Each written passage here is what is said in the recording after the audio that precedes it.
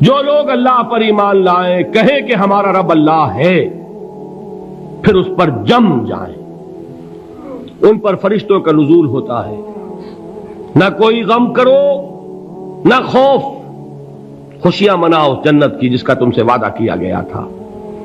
اللہ کی ربوبیت پر اطمینان جب انسان کو ہو جاتا، میرا رب اللہ ہے، ربی اللہ، انسان کے لیے نہ کوئی کھٹکا، نہ کوئی خطرہ، نہ کوئی خوف، نہ کوئی حزن۔ جو کچھ ہو رہا ہے کس کے اذن سے ہو رہا ہے؟ اللہ کے اذن سے۔ اللہ کے اذن کے بغیر پتہ تک نہیں ہلتا۔ یہ کوئی اندھا بہرا مادہ نہیں ہے جس سے مجھے کوئی خوف ہو۔ اندھا بھینسا چلا آ رہا ہو اس سے تو ڈرنے کا ہر انسان کو ڈرنا چاہیے، نہ معلوم کس کو ٹکر مار دے، لیکن نہیں، اس کائنات کو چلانے والا ایک سمیع و بصیر خدا ہے۔ وہ جو میرا دوست ہے، میرا ولی ہے، اللہ ولی الذین آمنوا یخرجہم من الظلمات الی النور، اللہ اہل ایمان کا ولی ہے، ساتھی ہے، پشت پناہ ہے، مددگار ہے، حمایتی ہے۔ بتائیے جسے یقین ہو جائے کہ اللہ میرا مددگار، اللہ میرا محافظ، اللہ میرا پشت پناہ، اللہ میرا حمایتی، اس کے لیے کوئی خوف ہوگا؟ اس سے کوئی ڈر ہوگا؟ میں مثال دیا کرتا ہوں ایک بہت سادہ، پنجاب کے دیہات کی۔ تو بڑا چودھری ہے اور کوئی غریب کسان ہے۔ اس غریب کسان کے جانوروں کو ہر وقت اندیشہ ہوگا چوری کا، کوئی میری بھینس کھول کر نہ لے جائے، کوئی میرا بیل کھول کر نہ لے جائے۔ لیکن جس کے بارے میں یہ سب کو معلوم ہو کہ وہ جو بڑا چودھری ہے وہ اس کا دوست ہے، اس کی بچیا کو کوئی خوف ہوگا؟ اس کی بھینس پر کوئی ہاتھ ڈالے گا؟ اسے کوئی اندیشہ ہوگا؟ نہیں۔ کیوں؟ کہ وہ بڑا چودھری، بڑا اس کا یہاں کا سردار، جاگیردار، سب کو معلوم ہے وہ میرا دوست ہے، کوئی میرے خلاف اقدام نہیں کر سکتا۔ اس دنیا میں یہ چھوٹی سی بات اگر آپ کے دلی اطمینان اور سکون کا باعث بن سکتی ہے تو ذرا تصور کیجئے۔ میں لفظ تصور استعمال کروں گا صرف اس لیے کہ اس کا ہم جس کو کہتے ہیں ادراک اور شعور کر نہیں سکتے، اگر کے ساتھ کر سکتے۔ اگر یقین ہو کہ اللہ میرا مددگار اور یقین ہو کہ اللہ ہر آن میرے ساتھ ہے، پھر کوئی خوف، کس کا خوف؟ کوئی شے اللہ سے بالا تر ہے؟ کوئی قوت اس سے زیادہ طاقتور ہے؟ کوئی اس کے ارادے کو بدلنے والا ہے؟ کوئی اس کی مشیت کے آڑے آنے والا ہے؟ یہی بات ہے جو حضور نے فرمائی، یہ ایمان کا حاصل ہے لب لباب، کہ دیکھو اچھی طرح اس بات کو ذہن نشین کر لو، اگر تمام انسان مل کر تمہیں کوئی نقصان پہنچانا چاہے نہیں پہنچا سکتے، مگر جو کچھ اللہ نے لکھ دیا ہو، اور تمام انسان مل کر تمہیں کوئی نفع پہنچانا چاہیں نہیں پہنچا سکتے، مگر وہ شے جو اللہ نے طے کر دی ہو۔ آپ پھر میں کہوں گا ذرا طاری کیجئے، اسے فرض کیجئے، اسے سوچئے، اگر اس حدیث پر ہمارا دل ٹھکا ہوا ہو تو کسی سے ڈر ہوگا؟ یہ مجھے نقصان نہ پہنچا دے، یہ میری رپورٹ خراب نہ کر دے، یہ میری انکریمنٹ نہ رکوا دے، یہ میرا یہ نہ بگاڑ دے، یہ میرا یہ نقصان نہ پہنچا دے۔ اس کا ڈر، اس کا ڈر، اس کا خوف، اس کی خوشامد، اس کے لیے جا کر طرح طرح سے اپنی عزت نفس کو ذلیل کروانا اس کے سامنے، یہ سب کچھ کیوں کرتا ہے انسان؟ جب سمجھتا ہے کہ اس کے ہاتھ میں میرا کوئی نفع ہے، اس کے ہاتھ میں میرے لیے کوئی ضرر ہے، یہ مجھے کوئی گزن پہنچا سکتا ہے، یہ مجھے کوئی نقصان پہنچا سکتا ہے، یہ میرا کوئی کام بنا سکتا ہے، یہ میری کوئی ضرورت پوری کر سکتا ہے، اسی کا نام شرک ہے۔ جہاں آپ نے یہ سمجھا کہ غیر اللہ کے اندر کوئی طاقت موجود ہے، وہی شرک ہے۔ بتوں سے تجھ کو امیدیں، خدا سے نومیدی، مجھے بتا تو صحیح اور کافری کیا ہے؟ شرک تو یہ ہے۔ جس پر بھی تمہیں یہ خیال ہے، کلمہ ہے یہ کلمہ سوم، لا حول ولا قوت الا باللہ، ذرا اس پر دل کو کبھی اگر آپ تصور کریں، پھر فرض کریں، دل ٹھک جائے اس پر، کوئی طاقت نہیں۔ یہی بات تھی جو شیخ عبد القادر جیلانی رحمۃ اللہ علیہ نے اپنی وصیت میں اپنے بچے سے کہی. 11ویں دینے والے ہیں، لیکن حضرت شیخ عبد القادر جیلانی کی وصیت اور تعلیمات کو کتنے لوگ ہیں کہ جانتے ہو؟ یہ جن مقامات تک پہنچے ہیں وہ کس چیز کی بدولت پہنچے؟ انہوں نے جو پیغام دیا وہ کیا تھا؟ اے میرے بچے، جس طریقے سے قرآن مجید میں حضرت لقمان کی نصیحتیں جو ہے نقل کر دی گئی ہیں، میں یہ عرض کروں گا بالفرض اگر قرآن حضرت عبد القادر جیلانی کے بعد نازل ہوا ہوتا تو شیخ عبد القادر کی یہ نصیحتیں بھی قرآن میں درج ہوتی. اتنی اونچی نصیحتیں ہیں. اے میرے بچے، اس حقیقت کو ذہن نشین کر لے، لا فاعل فی الحقیقت ولا مؤثر الا اللہ. اس کائنات میں نہ کوئی فاعل حقیقی ہے نہ مؤثر حقیقی ہے سوائے اللہ کے. کسی شے میں کوئی تاثیر نہیں اگر اللہ نہ چاہے. آگ جلا نہیں سکتی اگر اللہ نہ چاہے. پانی ڈبو نہیں سکتا اگر اللہ نہ چاہے. زہر ہلاک نہیں کر سکتا اگر اللہ نہ چاہے. کوئی چیز فائدہ نہیں پہنچا سکتی اگر اللہ نہ چاہے. تو در در پہ کیوں سر جھکاتے ہو؟ در در پر کیوں جبیں سائی کرتے ہو؟ سب کے سامنے کیوں ہاتھ پھیلاتے ہو؟ ایک اللہ سے مانگو، ایک اللہ کے سامنے زبین پر اپنی جبین رکھو. لا فاعل فی الحقیقت ولا مؤثر الا اللہ. نظر آتا ہے ہمیں کہ پانی پیاس بجھا دیتا ہے. پیاس بجھانے کی صلاحیت پانی میں نہیں ہے، اللہ کے اذن سے. کھانا بھوک مٹا دیتا ہے، بھوک مٹانے کی صلاحیت کھانے میں نہیں ہے، اذن رب میں ہے. دیکھیے یہی یقین تھا. حضرت موسیٰ علیہ السلام کا واقعہ یاد کیجئے. سامنے سمندر آ گیا ہے، قوم دیکھتی ہے پیچھے کہ گرد و غبار کا طوفان ہے. معلوم ہوا کہ فرعون اپنے لشکر سمیت آ گیا ہے. لشکر جب چلتا تھا تیز رفتاری کے ساتھ تو گرد و غبار کا جو طوفان اٹھتا تھا اس کا تصور کیجیے. اور لمحہ بلمحہ وہ قریب آ رہا ہے. پوری قوم نے کیا کہا؟ اے موسیٰ انا لمدرکون، اے موسیٰ ہم کو پکڑے گئے.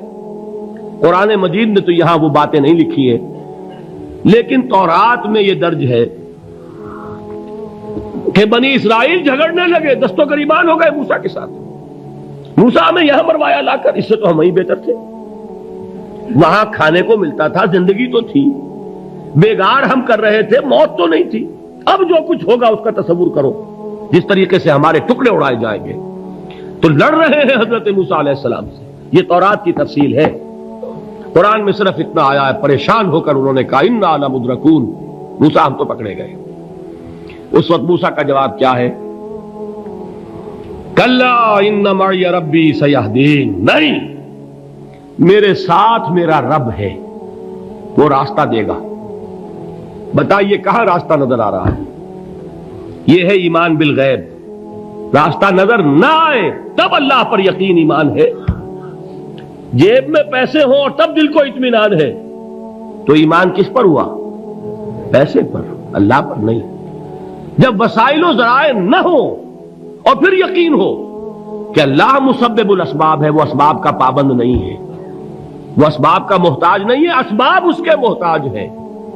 اگر یہ یقین ہے تو اللہ پر ایمان ہے. یہ نہیں ہے تو تمہارا ایمان اسباب پر ہے، وسائل پر ہے، ذرائع پر ہے، مادیات پر ہے، اللہ پر نہیں. اس وقت کہاں راستہ تھا؟ کوئی راستہ تھا؟ سمندر ہے اور ادھر سے لشکر آ گیا ہے. کلا ان معی ربی سیہدین.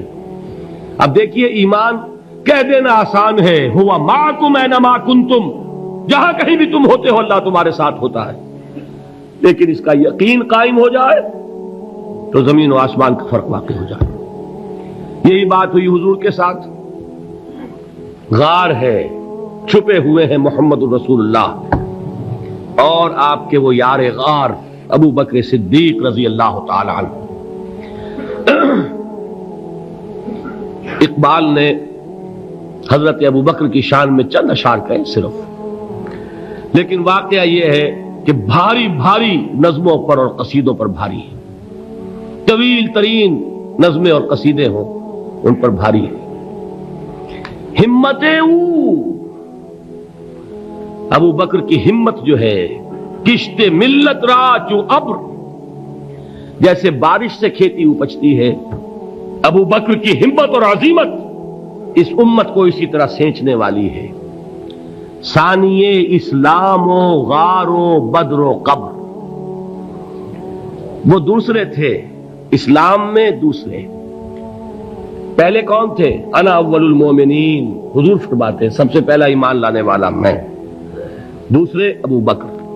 ویسے ہمارے ہاں یہ چلتا ہے اختلاف، حضرت علی پہلے ہیں کہ حضرت ابو بکر پہلے ہیں، لیکن اس میں بڑی خوبصورت تطبیق قائم کی ہے علماء نے، اور بہت صحیح ہے۔ چار کے بارے میں فیصلہ ہی مت کرو کہ کون پہلے ہے، ان کی ایک عجیب تقسیم کر دی ہے۔ آزاد مردوں میں، بالغ مردوں میں سب سے پہلے ابو بکر، بچوں میں سب سے پہلے علی، خواتین میں سب سے پہلے خدیجہ، اور غلاموں میں سب سے پہلے زید ابن حارثہ۔ بڑی پیاری تقسیم ہے، یہ چاروں ہی پہلے ہیں، ہر ایک کے لیے اولیت ہے۔ اور واقعہ یہ ہے کہ اگر زمانی اعتبار سے تعین ہوگا تو پہلے خدیجۃ الکبریٰ آئیں گی رضی اللہ تعالی عنہ، کسی اور سے بات کرنے کی نوبت بعد میں آ سکتی ہے، پہلے تو اہلیہ محترمہ سے بات ہوئی، آتے ہی پہلی وحی ہوئی ہے، ابھی تبلیغ کا حکم نہیں تھا۔ کس کو بتایا واقعہ؟ ابھی اپنی نبوت کی تبلیغ کا تو حکم ہی نہیں آیا، واقعہ کس کا ہے؟ وہ خدیجہ کا ہے۔ جب کہا ہے کہ خشیت علی نفسی، مجھے اپنی جان کا اندیشہ ہے، تو کیا جواب دیا خدیجہ نے رضی اللہ تعالی عنہا؟ وہ صدیقۃ الکبریٰ ہے، صدیقات جو ہے خواتین، ان میں چوٹی پر خدیجۃ الکبریٰ ہے رضی اللہ تعالی عنہا، اور صدیق جو مرد ہیں ان میں صدیق اکبر ہے ابو بکر صدیق رضی اللہ تعالی عنہ، لیکن صدیقات میں چوٹی پر۔ جب حضور نے فرمایا خشیت علی نفسی، کیا فرمایا، کیا عرض کیا، کیسے تسلی دی؟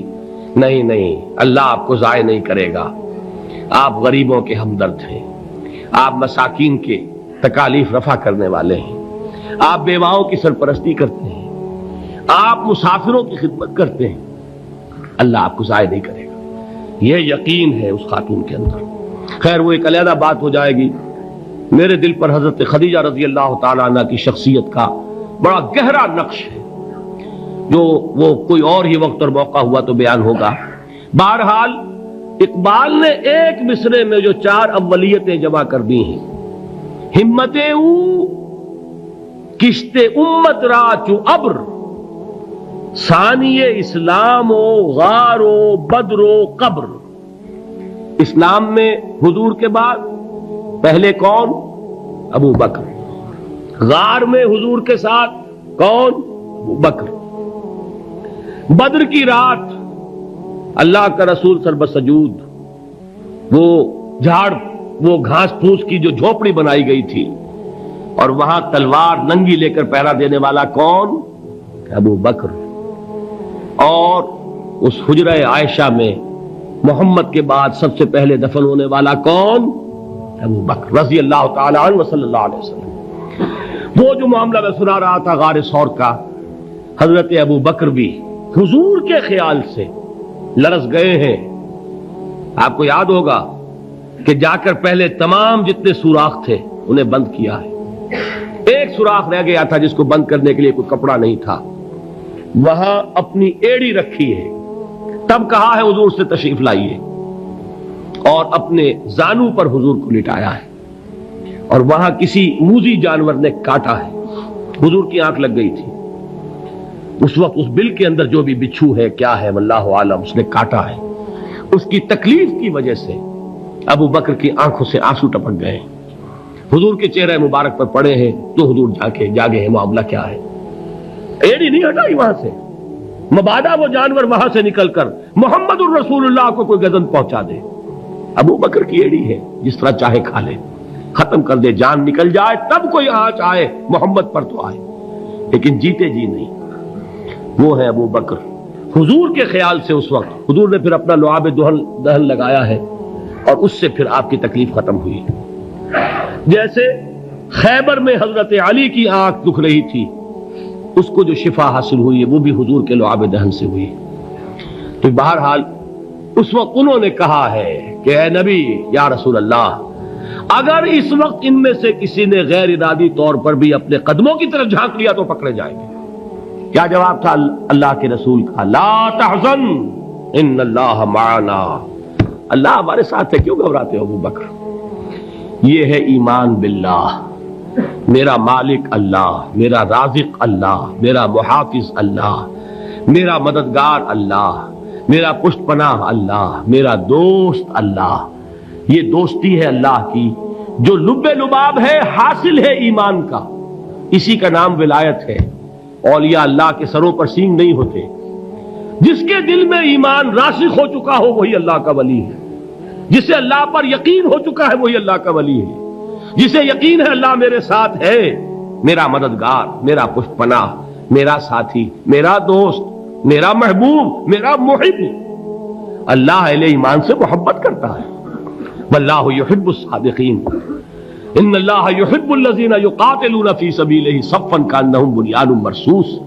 اللہ محبت کرنے والا، اہل ایمان محبوب، اور اہل ایمان محبت کرنے والے اللہ محبوب۔ والذین آمنوا اشد حبا للہ۔ آپ تصور کیجئے جسے یہ رشتہ ایمان یا رشتہ ولایت حاصل ہو جائے، الا ان اولیاء اللہ لا خوف علیہم ولا هم یحزنون، آگاہ ہو جاؤ، اللہ کے دوستوں کے لیے نہ کوئی خوف ہے نہ کوئی حزن ہے۔